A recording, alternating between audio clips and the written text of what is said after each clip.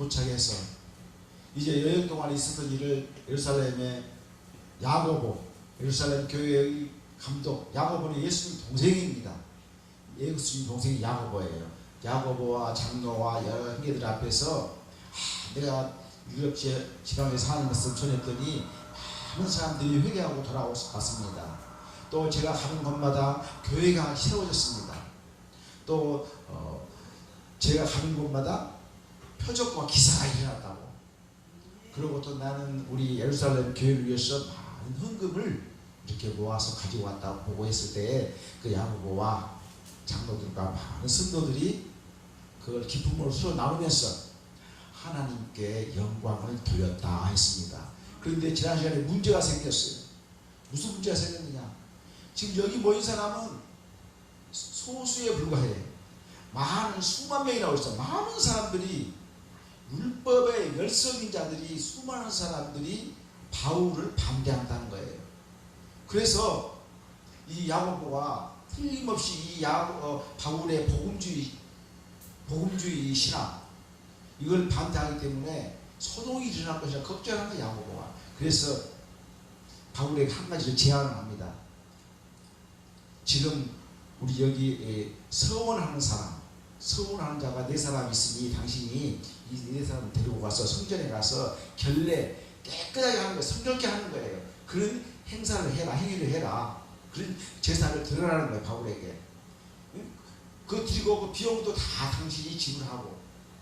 그러면 너를 반대하는 유대인들, 즉 율법주의, 율법의 열중인 사람들, 열심인 사람들이 바울도 복음주의 신학, 즉 예수를 믿어야 하나님의 백성을 천국 간다고 했는데 바울도 우리 율법을 지키는구나. 그래서 그 사람들이 소동이 멈출 수 있으니 그렇게 해달라고 그럽니다.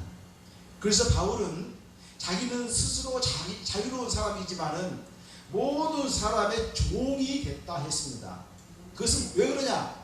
한 사람이라도 내가 전도하기 위해서 나는 스스로 자유로운 사람이지만 다른 사람의 종이 됐다. 나가 유대에 가서는 유대인의 법대로 나는 살았다. 왜? 나는 그 사람을 한 사람이라도 하나님 앞에 데려오기 위해서 그랬다라고 바울은 그렇게 이야기합니다. 그래서 바울은 사실 그 결례, 즉 성결의식을 할 필요도 없었지만 아직 그 믿음이 작은 그 예루살렘의 성도들에게 혹시 어떤 피해를 주지 않을까. 그래서 바울은 이와 같이 결례 행사를 했습니다. 그리고 하고 났으면은 그 문제가 잘 해결됐느냐? 그래서 얼마나 좋겠어요. 그러나 오늘 이제 27절 보면은 해결된 것이 아니라 27절에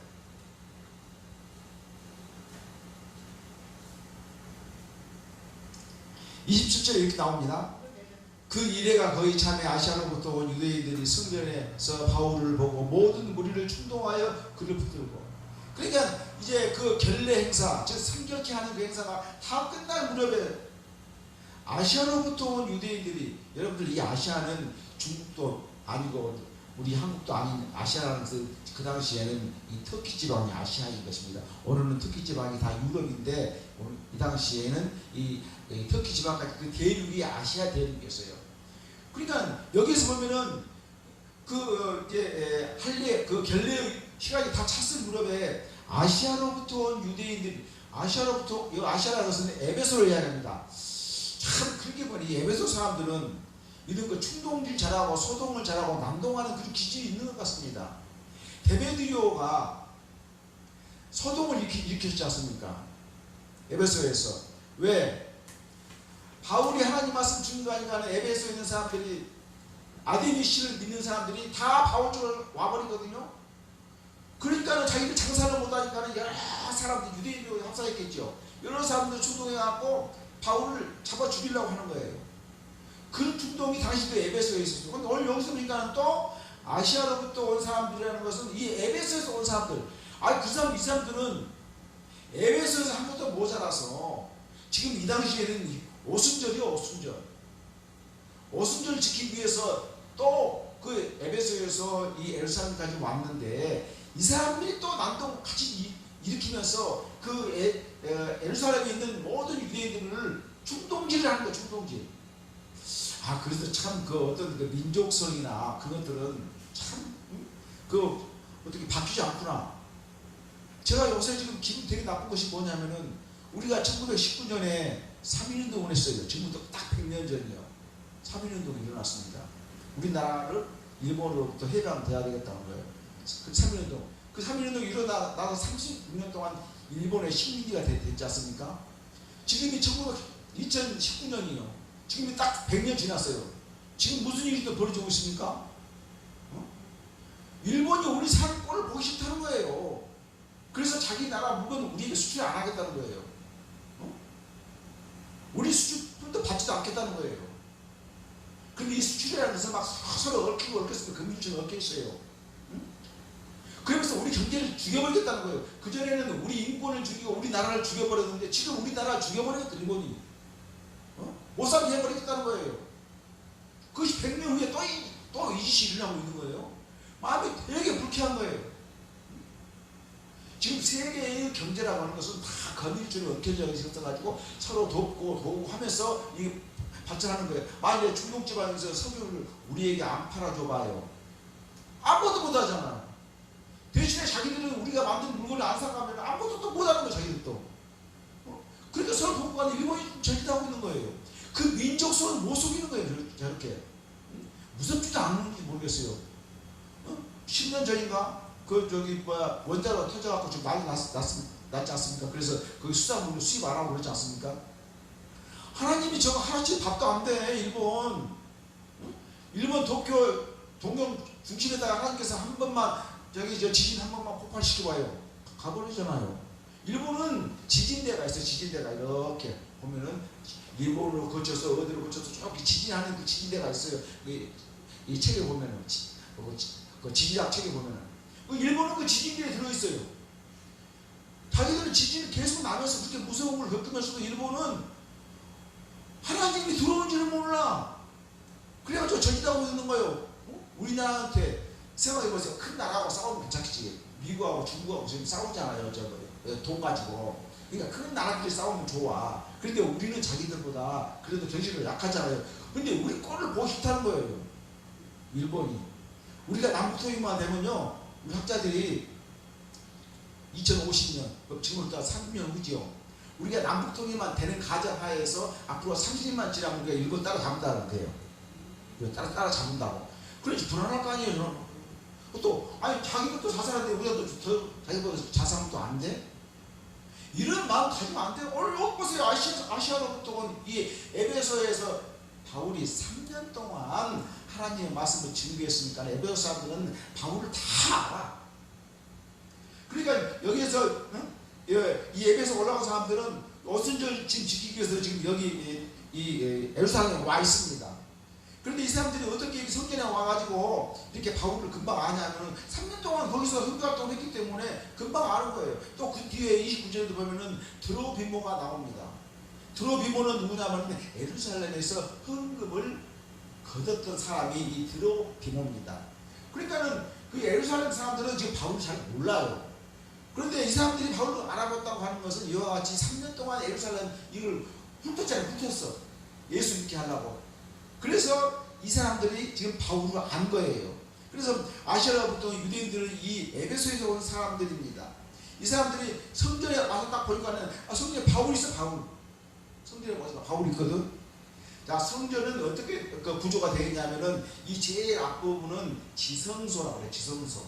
그리고 대제사장들이 1년에 한 번씩 들어가서 제사를 드리는 지성소예요. 그 다음에 그 다음 칸에는 이 제사의 뜰, 그 다음에 제사 지내는 곳, 그 다음에 또 이제 칸막이 그 뒤에는 이스라엘의 뜰, 그래서 이스라엘 남자만 들어가는 뜰, 또 그 다음 칸막이 뒤에는 이제 부인의 뜰, 이스라엘 여인네들만 들어가는 뜰, 또 칸막이가 또 있어. 그 뒤에는 누구냐? 이방인의 뜰입니다. 그렇게 이 성소라는 것은 칸이 한 칸, 두 칸, 세 칸, 네 칸 있어가지고 거기에 맞게 들어가는 거예요. 이방인이 여기에 제사에 못 들어온다는 거예요. 들어오면 죽는다는 거예요. 그렇게 엉키고 있습니다. 규율이. 그런데 바울은 유대인입니다.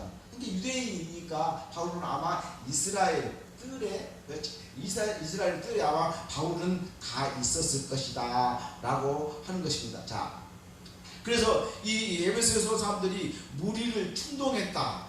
데메드로가 충동하고 똑같아. 데메드로가 자기 그 우상 만든 사람들, 아데미 신상, 모조 신상 만든 사람들 다 충동해갖고 난리 일으켰으니까 이방인들이 하는 것이 아니라 이방 사람들이, 이방 종교인들이 이 충동한다고 하는 것은 이방 종교인들에게 이 행동이 있는 겁니다. 그러면은 이렇게 은혜가 넘치는 곳은 항상 이제 마귀도 설치는 거예요. 은혜가 넘치는 거. 그것을 우리는 깨달아야 해. 자, 그러면서 28절에 이렇게 나옵니다. 그러면서 이 사람들이 외칩니다. 이스라엘 사람들아, 우리를 도와라. 같이 충동해서 이 바울을 죽이자는 거예요. 이 사람은 각처에서 우리 백성과 율법과 이곳을 비방하여 모든 사람을 가르치는 자인데 또 헬라인을 데리고 와 생전에 들어가서 이 거룩한 곳을 더럽혔다. 즉 제목이 뭐냐? 이 바울의 제목은 많이 모인 에루살렘 그 군중들에게 이 사람들이 바울의 제목이 이것이라는 거예요. 우리 백성과, 여기서 우리 백성이라는 것은 하나님의 선민인 이스라엘 백성을 이야기하는 거예요. 그 백성을 못 오겠다는 거예요. 두 번째는 우리 백성과 율법은 모세의 율법이죠. 모세의 율법은 하나님의 말씀이에요. 하나님의 말씀. 모세의 율법을 지키지 않으면서 비방했다는 거예요. 그 다음에 세 번째로는 모든 율법과 이곳을 비방한, 이곳이라는 건 성전이에요. 성전을 더럽게 했다는 거예요. 어떻게 더럽게 했느냐? 즉 드로비모는 이방인이요. 헌금을 예루살렘에서 헌금을 거뒀던 이 드로비모는 이방인인데 이 사람을 데리고 이방인의 뜰에 있어야 되는데 이스라엘의 뜰까지 갔다 그 말이에요. 쉽게 말하면 자기 눈으로 직접 보지도 않고 지금 추측해서 하는 이야기인 것입니다. 이렇게 제목을 이 유대인들에게 이렇게 막 제목을 주니까는 저는 못쓸 놈이구나, 저는 죽일 놈이구나, 이제 그런 흥분을 일으키게 하기 위해서 이렇게 하는 거예요. 이렇게 하면서 비방하여 모든 사람을 가르쳤다는 거예요. 가르치면서 또 하나 뭐였냐? 헬라인을 데리고, 여기 뭐냐면은 드로비모라는 이 예루살렘에서 헌금을 걷던 이 사람을 이야기하는 거예요. 헬라인을 데리고 성전에 들어가서 이 거룩하고서 더럽혔다. 성경에서 이렇게 칸이 있는데 자기가 들어갈 수 있는 칸까지 가야 되는데 틀림없이 아마 이 드로비모가 바울을 따라서 이스라엘 사람들만, 유대인들만 들어가는 그 뜰까지 들어갔다. 이렇게 성전을 더럽히고 율법을 무시하고 우리 선민인 이스라엘 백성들을 무시했다고 이렇게 선동하는 거예요. 여기 모여있는 그 이스라엘 유대인들에게 이와 같이 선동을 합니다. 그래서 이와 같이 세 가지의 중요한 요소를 거슬렸다고 감정을 호소해서 분노를 촉발시키고 있다 하는 것입니다. 여기에서 거룩한 것은 성전을 이야기한다 그랬습니다. 더럽혔다 하면 성전을 평범하게 만들었다 그런 뜻입니다. 이와 같이 바울이 드로비모를 데리고 이방이 들어갈 수 없는 이스라엘의 뜰에 들어갔으므로 성전을 더럽혔다고 하는 것. 거기 보면은 하니 28절의 제일 마지막 절에 보세요. 더 거룩한 것을 더럽혔다 하니, 하니라는 말이 중요해. 그러니까 이것은 추측이야, 추측. 실제로 물론 먹게 한 것이 아니라 그랬다고 한다. 어디서 들은 말이야, 들은 말. 그러면서 이 들은 말 갖다가, 그러니까 우리가 말을 계속 소문이 퍼지면은 그 말이 커져버리지 않습니까? 요거 지금 이 사람도, 이 에베소 온 사람도 그 듣고 한 이야기야, 듣고 하는 이야기.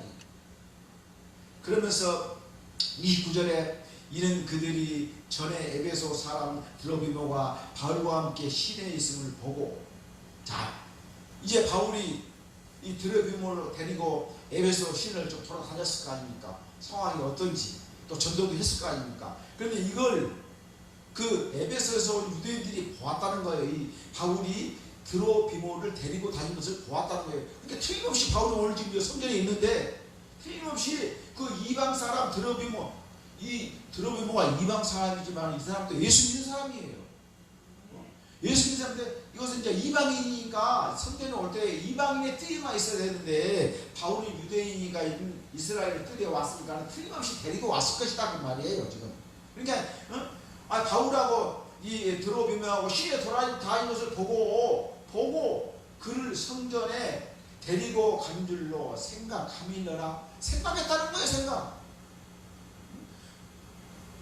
바울이 드로비모하고 시내 돌아다니는 거 보고 봐라, 바울이 여가 있는데 저 봐, 바울이 지난번에 그 드로비모라고 하는 그 이방인, 예수 믿는 그 이방인과 같이 이 시내에 있는 걸 보니까 틀림없이 오늘 바울을 데리고 왔을 것이다. 이방인들도 들어올 수 없는 이스라엘 뜰에 이 사람을 데리고 왔을 것이다라고 생각하밀러라. 생각했다고 하는 것입니다. 자, 바울을 비방한 이 유대인들이 외친 소리가 사실이 아닌 거예요. 추측이야, 추측. 이렇게 그들은 바울이 시내에서 돌아다니는 걸 보고 목격했을 뿐인데 추측해서 이렇게 거기 많은 사람들을 충동하고 있다 하는 것입니다.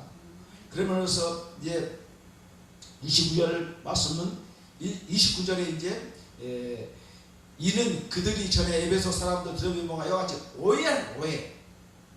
오해한 것을 알 수 있는 것입니다. 그런데 성전에서 바울을 보고 짐작하기를 드로비모가 바울을 따라 성전에 갔다고 본 것이다.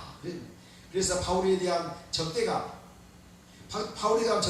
사람들이 막 심어주는 거예요. 그래서 바울을 해치려는 이러한 음모가 일어날 수밖에 없었다 하는 것입니다. 이와 같은 것은 순간적이고 단순한 오해가 아니라 바울을 죽임으로써 이방인들에게 바울이 복음을 전하는 그 사명을 중단시키고 이방 유대인들의 자기들의 그 민족적 우월감과 선민의식을 보존하는 그 의도에서 이와 같이 소동을 벌리며 추출한 것을 말하고 있는 것입니다. 자, 사실 바울의 이 고난은 터무니없는 거짓 증언이라는 점에서 우리 예수님도 마찬가지예요. 우리 예수님도 그 순환을 한번 생각해 보면 마가복음 14장 52절에 대제사장과 온 공회가 예수를 죽이려고 그를 칠 증거를 찾되 얻지 못하니. 예수님을 죽이려고 그렇게 증거를 찾는데 찾지 못했다는 거예요. 사실 바울도 이 말하고는 아무런 상관이 없어요. 바울이 모세의 율법을 어겼거나 또 유대인은 하나님의 선택한 백성인데 거기에 대해서 비방했거나 또 성전을 못 했거나 그런 거 아무것도 없는데 자기들이 추측하고 생각해서 그것을 많은 사람들에게 이야기하니까 그 사람들이 바울은 정말로 나쁜 사람이구나, 죽여야 되겠구나, 그 충동기를 한 것을 알 수 있습니다. 30절로 36절까지는 이제 유대인들이 폭력이 나옵니다. 그럴 때 그때 천부장, 즉 로마의 장구인 천부장의 개입으로 이걸 이제 그 폭력이 그치게 되는 모습이 36절까지 나옵니다. 30절에 보겠습니다. 온 성이 소동하여 백성이 달려와 모여 바울을 잡아 성전 밖으로 끌고 나가니 문들이 곧 닫히더라 했습니다. 자, 이와 같이 예루살렘의 유대인들이 흥분해서 자기들이 하고 싶은 대로 바울을 이제 잡아가지고 성전에서 끌고 나왔다 하는 것입니다. 이와 사태가 정말로 과격합니다. 비이성적입니다. 자, 이렇게 에베소에 온 사람들은 또 거기에 많은 율법을 숭상하고 율법에 대해서 아주 열성인 사람들은 바울을 단 한 번에 물어보지도 않습니다.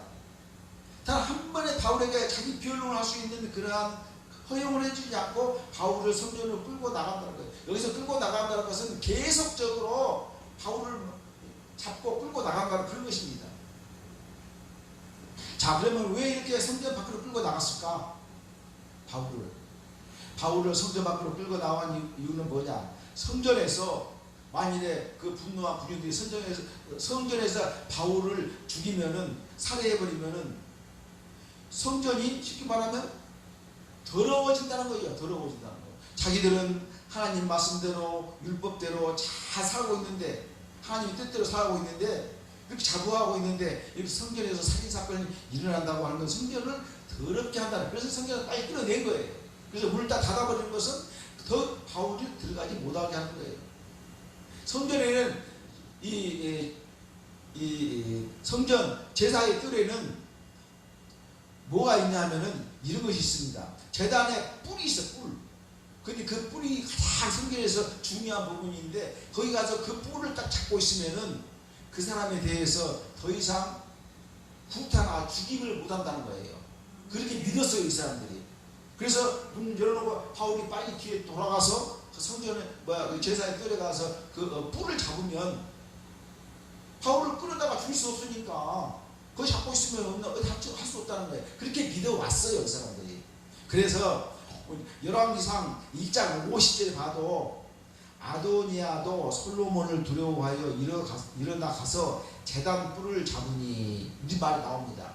즉 아도니아는 솔로몬이 왕이 됐다고 그 말을 듣고 나서 솔로몬이 왕이 되면 정권이 바뀌니까 자기가 어떻게 될지도 모르지 않겠습니까? 그래서 빨리 자기가 혹시 솔로몬에게서 죽임을 당하지 않을까 해서 제단에 가서 여러분은 뿔을 잡았다고 그랬습니다. 그래서 성경에서 이렇게 가장 중요한 분은 뿔인데 바울이 가서 그 뿔을 딱 잡고 있으면 잡을 수도 없고 죽을 수도 없으니까 성령문을 딱 닫아버렸다 하는 그 말씀입니다. 그래서 31절에 이제 바울을 죽여버리려고 합니다. 그들이 바울을 죽이려 할 때에 온 예루살렘이 요란하다는 소문이 군대의 천부장에 들림에 그랬습니다. 자, 이제 아니 사람을 죽이더라도 최소한 뭐 변명할 수 있는 그런 여유를 주다든지 무슨 재판을 해야 되지 않겠습니까? 그런데 이 사람들은 바울을 그냥 죽여버리려고 해요. 왜 그러냐면 바울이 자기들 종교적인 자존심을 상하게 만들었다는 거예요. 자기 율법을 무시하고 자기의 이런 하나님의 민족인데 그걸 무시하고 성경을 무시하고 이 종교적인 것은 이렇게 큽니다. 종교적인 것은 참 양보하기가 힘들어요. 조금이라도 지난번에 이야기했지만은 감리교, 성결교, 우리 장로 옮기기가 참 어려워요. 참 똑같이 하나님 믿는데도 이 양보가 어려워요. 더구나 이 사람들은 율법을 모세의 율법을 숭상하고 또 할례라든지 또는 우리는 하나님의 백성이라고 하는 것, 또 규례라든지 이런 것도 성경이 아주 중요하게 여기는데 바울이 그렇게 안 한다는 거예요. 근데 자기들 종교적 자존심에 상처를 입었다는 거예요. 그래서 그냥 재판이고 물어볼 것도 없다는 거예요. 반대파들이, 기독교 반대파들. 요새 기독교에 한국 기독교 총연합, 한기총연합 그러는데 그 양반이 한국 기독교 총연합이라고 해놓고 별짓을 다 하고 있더구만.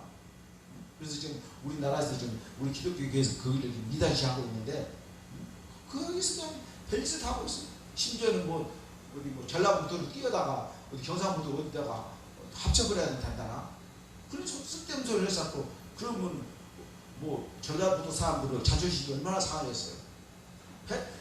하나님이 일꾼이면 하나님이 일꾼 맞는 그런 이야기를 해야 되는데 그렇지 않고 대한 기독교 총연합회면은 그 기독교 단체들인데 거기서 이제 모든 단체들이 다 나와버려요.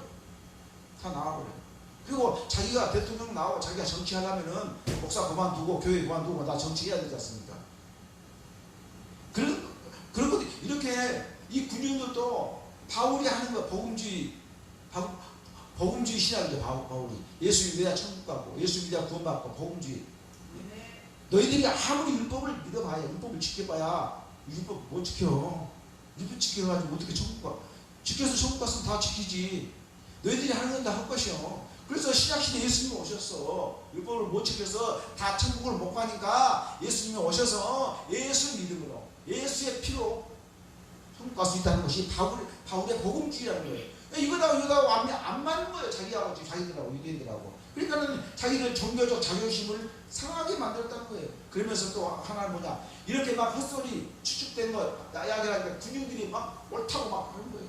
우리 대모할 때도 그러잖아요. 말이 틀리지 말이 앞에서 구호를 붙이면 군인들이 소리를 하잖아요. 그러면 군중 심리에 의해서 적은 바울을 죽이려고 한다 하는 것입니다.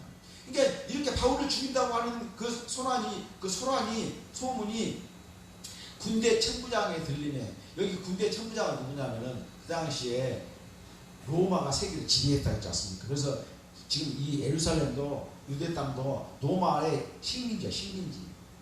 그러면 사실 로마의 식민지면은 사람을 죽이려면은 사형해야 되잖아요. 사형하려면 최소 사형 문제에 있어서는 로마의 허락을 받아야 된다는 거예요. 그런데 이 사람들이 바울을 데려다가 자기들하고 정면적으로, 근데 지금 이 사람들은 구약만 믿는 사람들 쉽게 말하면 구약만. 그런데 바울은 이제 구약 시대에서 신약 시대로 넘어왔다. 예수님이 오셨다. 그래서 너희들이 구약을 다 시키지 못한 그 죄악도 이 신약 시대에 와서 예수님 믿으면은 죄 상함 받고 천국 갈 수 있다. 그러니 율법이 어떻게 지킬 수 없다. 예수님이 다 오심으로 그 율법을 완성했다는 거예요. 해야 것이 나와서요. 그걸 이렇게 이야기를 하는 거예요. 그러니까 그 당시에 이 이스라엘이 이 로마의 지배를 받고 있었으니까 사형 문제는 로마에 의해서 그 사형 문제가 해결돼야 되는데 이 사람 죽이려고 그러니까 이 소리가 이 말씀 31절에 이 천부장 그래서 로마에서 각 지역에다가 이렇게 군대를 배치합니다. 자기 군대를. 우리 일제시대 때 보면 일본 놈들 우리나라에 자기들 군대에다 배치하지 않습니까? 똑같이 배치했어요. 근데 여기서 이제 천부장, 백부장은 이 당시에 로마의 군대 조직입니다. 천부장은 1000명의 군대를 거느리는 사람을 천부장이라고 해요. 그래서 거기 천부장 속에는 760명은 보병, 다음에 240명은 이제 마병, 즉 마리탕 마병, 그렇게 구성되어 있다고 그럽니다. 그래 천부장 밑에는 백부장이 이제 10명이 있겠죠. 백부장은 100명씩 하나 하니까. 우리로 말하면 이제 뭐 중대장, 이제 대대장, 여대장 그런 식입니다. 지금으로 말하면. 이 천부장에게 그 소리가 들리고, 지금 안 그래도 지금 이 로마의 군대는 지금 아주 지금 시경이 낙하하고 있어요. 왜냐하면은 이렇게 큰 오순절 같은 이런 절기가 있으면은 사람들이 많이 모이지 않습니까? 사람들이 많이 모이면 잘못하면 폭동도 일어날 수도 있고 소요도 일어날 수 있고 그렇지 않습니까? 그래서 이 천부장을 중심으로 해서 이 1000명의 군사들은 지금 이스라엘 국민들이 어떻게 하고 있는지를, 지금 소동이나 폭동이 있는지 없는지를, 어떤 일이 벌어지고 있는지를 지금 신경을 쓰고 있어요. 그리고 아마 조직시거나 간첩 비슷한 사람을 각 지역에 이렇게 파견해놨을 거예요. 그래서 어떤 사고가 벌어지면 빨리빨리 이렇게 사건이 이슈될 수 있도록 그렇게 해놨어요. 그래서 천부장이 그 소리가 들린 거예요. 아니 지금 성전에서 지금 바울이라는 사람을 죽이려 하고 있다. 이 소리가 들리니까 이거 어떻게 된 것이냐 하면서 32절에 그가 급히 군인들과 백부장을 걸리고 달려 내려가니 그들이 천부장과 군인들을 보고 바울 치기를 그치는지라. 그러나 여기서 1000명의 군인을 거스르는 천부장을 이야기합니다. 그래서 군인들 데리고 백부장들을 그랬습니다. 자, 백부장들을 그렇게 지금 이야기했습니다. 이와 같이 이 군대가 지금 이 군대가 어디에 있었냐면은 성전에서 북서쪽에 떨어져 있는 그 조금 높은 곳에 있어. 그걸 안토니아 성이라고 그러는데 성전 바로 위에서 북서쪽으로 조금 높은 곳에서 이 진지가 이 군영 이 군대가 주둔하는 성이 거기 있었어요. 그걸 안토니아 성이라고 그러는데, 그래서 높으니까 이스라엘 땅에서 이루어지는 거 다 볼 수도 있지 않겠습니까? 그래서 보고는 금방 거기서 내려와가지고는 금방 출동을 했죠. 이제 출동을 해가지고 현장에 도착을 했습니다. 이럴 때는 보통 몇 명 중 받겠느냐, 그래서 백부장들이라고 했으니까 들이었으니까 적어도 200명 이상은 군대가 200명 이상은 출동했을 것이다 이야기했습니다. 그들이 천부장과 군인들을 보고 바울치기를 그치는지라 그랬습니다. 이제 바울이 맞아서 죽을 수밖에 없었어요. 바울이 맞아서 죽을 수밖에 없었는데 이에 위기의 상황을 천부장하고 군인들이 출동함으로 일단 그 위기를 모면한 것을 알 수 있는 것입니다. 유대인들이 이렇게 로마 군대가 출동했을 때는 바울을 죽이려고 했던 그 행동을 중단했다는 거예요. 왜 그러냐? 자기가 바울을 죽이려고 하는 행동이 지금 말하면 부당하지 않습니까? 불법적이지 않습니까? 왜 사람을 죽일 때에는 로마의 허락을 받고 로마의 재판을 받아야 되는데 그냥 죄 없는 사람들 죽이려고 함과 동시에 이렇게 불법적인 행동을 하고 있기 때문에 총부장이 오니까 깜짝 놀래가서 바울이 죽을 그러한 위기에서 건져낸 것을 알 수 있다 하는 것입니다. 자, 당시에 이스라엘은 로마의 식민지였기 때문에 로마 당국의 재판에 의해서 이렇게 사형이 집행될 수밖에 없었다 하는 것입니다. 예수님도 산헤드린 예루살렘 공회가 산헤드린 공의회가 있습니다. 거기에서 예수님 사형하라고 이야기했습니다. 이 예루살렘 산헤드린 공회는 누구냐면은 이 대제사장이라든지 이렇게 예수 믿는 사람들이 모인 단체예요. 거기에서 예수를 죽여라 그렇게 했습니다. 예수님을 죽이라고 했을 때 예수님 어떤 일이 벌어졌느냐. 마태복음 20장 1절과 2절 보니까 새벽에 모든 제사장과 백성의 장로들이 예수를 죽이려고 함께 결박하여 끌고 가서 빌라도에게 넘겨주니라. 아니 최고의 기관에서 예수를 믿는 그 최고의 기관에서 예수를 죽이라고 그랬음에도 불구하고 빌라도에게 예수를 넘겨줬다는 것은 죽이는 사형 권한은 그 공의회에 즉 이 산헤드린 공의회에 사형의 권한은 없었다는 거예요. 그래서 유대 총독인 이 빌라도에게 예수님을 넘겨줬다 한 거예요. 그래서 이 사람들도 이 바울을 죽이려고 하니까 자기 죽일 수 있는 권한은 없어. 그러니까 로마 총독이 여기 천부장에 왔으니까 회동을 멈추고 가만히 있을 수밖에 없는 거예요. 죄 없는 사람 더군다나 또 죽이려고 그러고 또 죽여서는 그 법적으로 맞지도 않고 사형 문제는 로마의 손에 달려있다 그 말이에요. 그런데 자기들이 이렇게 한다는 것이죠. 그러면서 33절에 이에 천부장이 가까이 가서 바울을 잡아 두 쇠사슬로 결박하라 명령하고 그가 누구이며 그가 무슨 일을 하였느냐 물으니라. 지금 두 쇠사슬로 결박했다는 말은 무슨 말이냐면은 죄인들이 잠깐 도망가잖아요. 그래서 우리도 경찰들 보면은 죄인을 잡으면은 이쪽 손하고 순경 이쪽 손하고 해서 같이 묶어놔요. 순경하고 같이 묶어놔요. 그런데 바울도 마찬가지예요. 부인 둘을 대다가 한쪽은 이 바울 오른손하고 저쪽 군인 손하고 이쪽 묶어놓고 또 이쪽에 또 다른 군인하고 바울 손하고 딱 묶어놓고 양쪽에 묶어놨다 그 말이에요. 양쪽에 왜 도망 못 가게 이렇게 묶어놨다 그 말이에요. 그러면서 이렇게 그가 누구이며 무슨 일을 하였냐 묶어놓고 이제 여기 있는 유대인 소동한 사람도 물어봅니다. 도대체 이게 누구냐? 그리고 이게 이 사람이 무슨 일 했냐고 물어보는 거예요. 그러니까는 34절에 보니까 우리들 가운데서 어떤 일이 이런 말로 어떤 일이 저런 말로 그래 많은 사람들이 있으니까 야 도대체 이 사람이 누구고 이게 무슨 일 했는데 이렇게 잡아 죽이려고 그러냐 물어봤을 거 아닙니까? 이 천부장이. 그러니까 여기 사람들이 수천 명 수만 명 모인 사람들이 막 뭔 말 할 거 아니야. 막 너도 하고 나도 하고 막 이런 말 저런 말 하니까 천부장이 알아듣겠어요? 못 알아듣잖아요. 그 못 알아듣다 그만이에요. 천부장이 소동을 많이 하면 진상을 알 수 없어 그를 영내로 데려가라 명하니라. 영내라는 것은 여기 말하면은 군인들이 진짜 안토니아성 군인들이 집결에 있는 그 쉽게 말하면 군인들이 있는 그 진영을 이야기하는 거 영내라고 하는 것은 야 여기서 도대체 시끄러워서 이자가 누구인지 무엇을 했는지 알 수 없으니 이자를 데려다가 우리 군대 안으로 데리고 가거라. 그런 말입니다. 자, 데려가라 명하니라 했습니다. 그래서 바울이 35절에 바울이 청대에 이를 때에 무리들의 폭행을 말미암아 군사들에게 들려가니라 그랬습니다. 그래서 이제 여기 에수라 성전 바깥뜰에서 안토니아서 군대가 있는 거기 높은 군영까지 가려면은 층계에서 층계. 그래서 바울을 지금 여기 성전 바깥뜰에서 바울을 데리고 층계로 올라가서 쭉 올라가서 높은 곳에 있는 안토니아 성으로 지금 가려고 그러는데 그때 바울이 이제 가려고 그러니까는 더 와서 사람들이 막 분위기 모여가지고 바울을 잡아 죽이려고 막 모이는 거예요. 할 수가 없는 거예요. 할 수가 없어서 어떻게 했냐. 들려가니 군사들에게 들려갔단 말이 무슨 말이야. 여기 데려가려 군사가 200명 이상 되니까 그래도 사람들이 하도 많으니까 반대하는 수십 명, 수천 명, 수만 명 되니까 데려갈 수 없어. 데려갈 수 없어서 바울을 머리 위쪽으로 사람을 머리 위쪽으로 군인들이 들고 가는 거예요.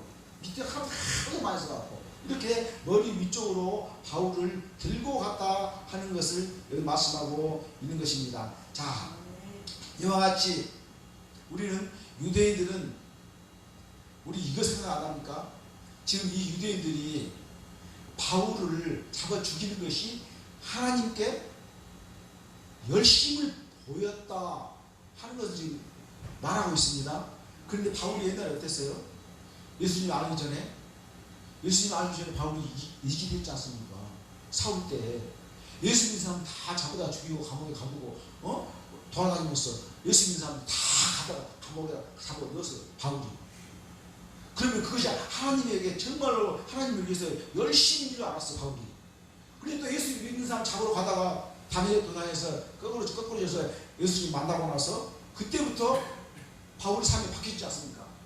오늘 이 율법에 열심히 있는 사람이 바울을 죽여버리면은 하나님 앞에 열심히 것을 보인 것처럼 그렇게 느낀다는 거예요. 근데 어떻게 바울이 옛날에 잘못했던 것이 지금 반대로 자기한테 지금 돌아오고 있다, 그런 느낌도 온다 하는 것입니다.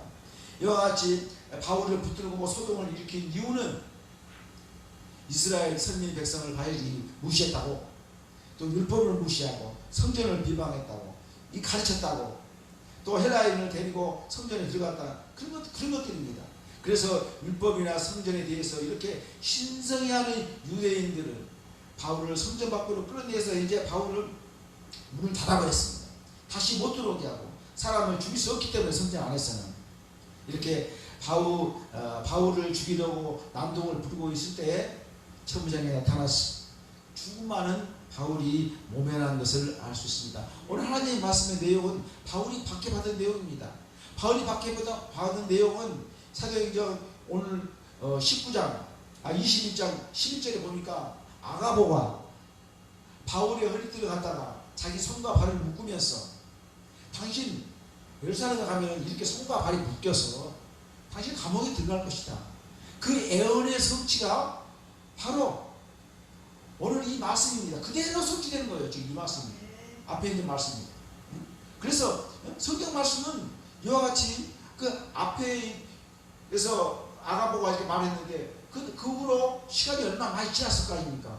그래서 시간이 많이 지났는데 그때 이 말씀이 그대로 성취된 거예요.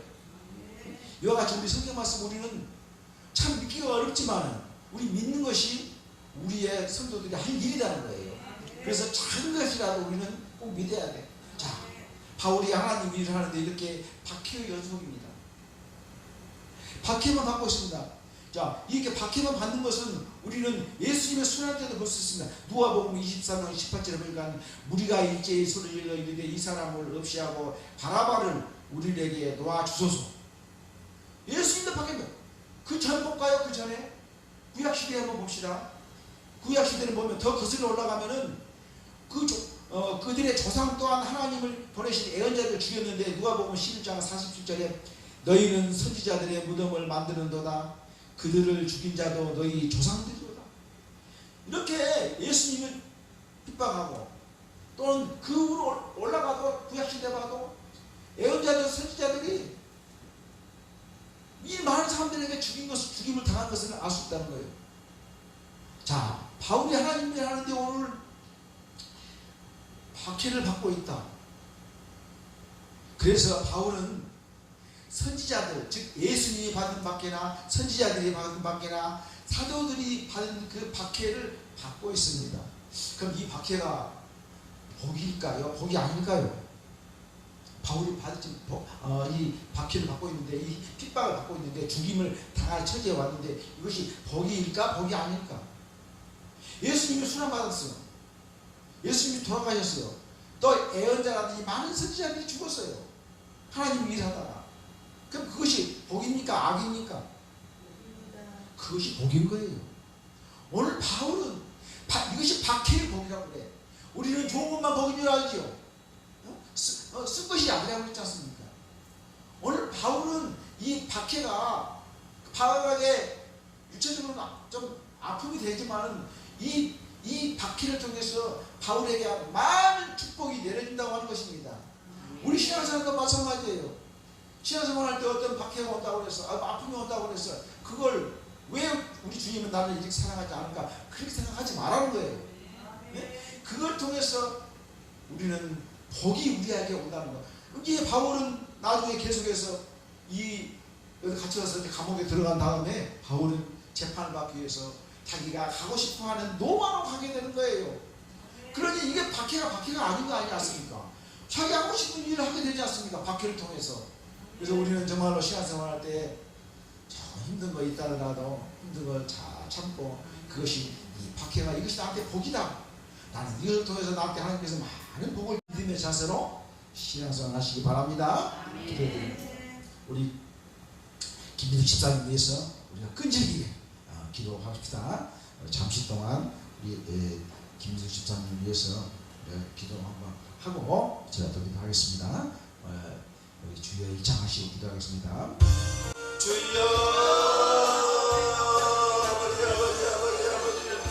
아버지 주님께서 밖에 주시는 복인 줄 믿습니다. 아버지 하나님, 우리 김민숙 집사님 사랑하여 주시고 하나님의 귀한 종으로 불러주셔서 주여 삶을 감당케 하여 주시고 힘들고 어려운 일으로 참으시도록 도와주시옵소서. 하나님 땅을 위해서 저희들이 울며 껴안고 불고 기도할 수 있는 우리 성도들 될 수 있도록 인도하여 주시옵소서. 아버지 하나님과 믿음으로 우리 김민숙 집사님 아버지 하나님과 머리부터 발끝까지 모든 평강과 낫기를 원합니다. 하나님의 영광 돌리기를 원합니다. 많은 사람들에게 예수님이 살아계시고 증거하기를 원합니다. 주여 믿음 하여 주시옵소서. 밤낮으로 하나님 앞에 꿇고 엎드려서 눈물을 흘리며 회개하며 주님의 믿음으로 치러갈 수 있도록 주여 믿음을 하여 주시옵소서. 한양하는 주여 주님의 사랑으로 함께해 주시오. 또한 우리 사랑하는 성도들 머리들마다 여기 것까지 하나님을 주여 찬양할 수 있도록 주여 도와주시옵소서. 아버지 하나님, 은혜를 감사합니다. 아버지 하나님, 우리가 세상을 살아가면서 예수 그리스도를 말마 힘들고 어려울 때도 많이 있는 줄 믿습니다. 아버지 하나님, 이 바울은 많은 박해를 받은 것이 복이라고 하였습니다. 우리가 힘들 때 어려울 때에도 아버지 우리 주님께서 우리에게 복을 주는 박해인 줄 믿습니다. 주여 참고 견디는 믿음 주시옵시고 하나님만 바라보는 믿음 허락하여 주시옵소서.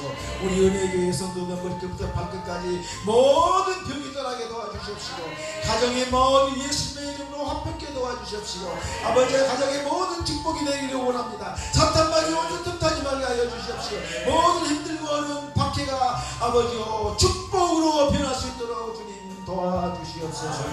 예수님의 이름으로 기도드리옵나이다.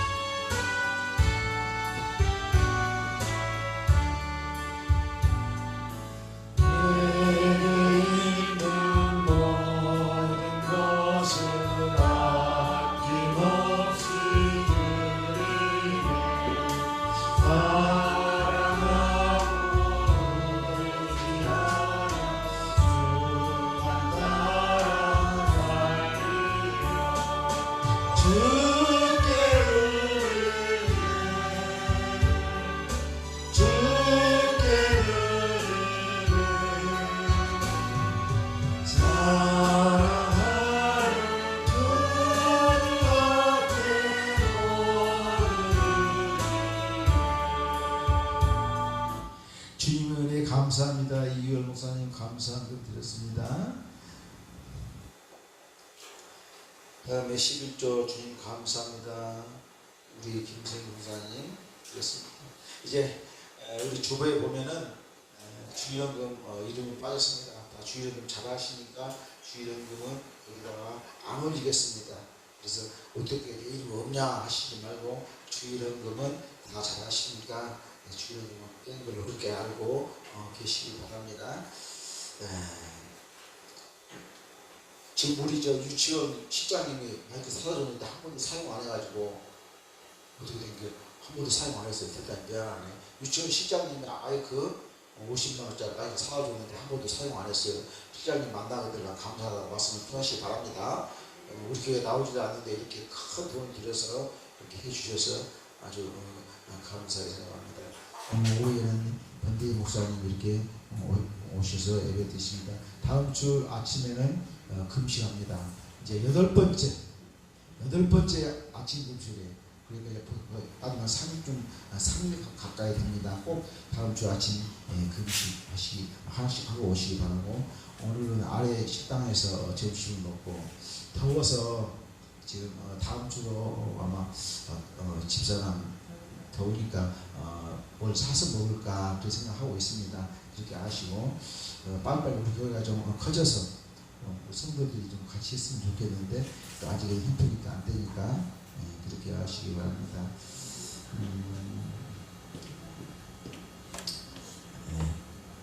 그럼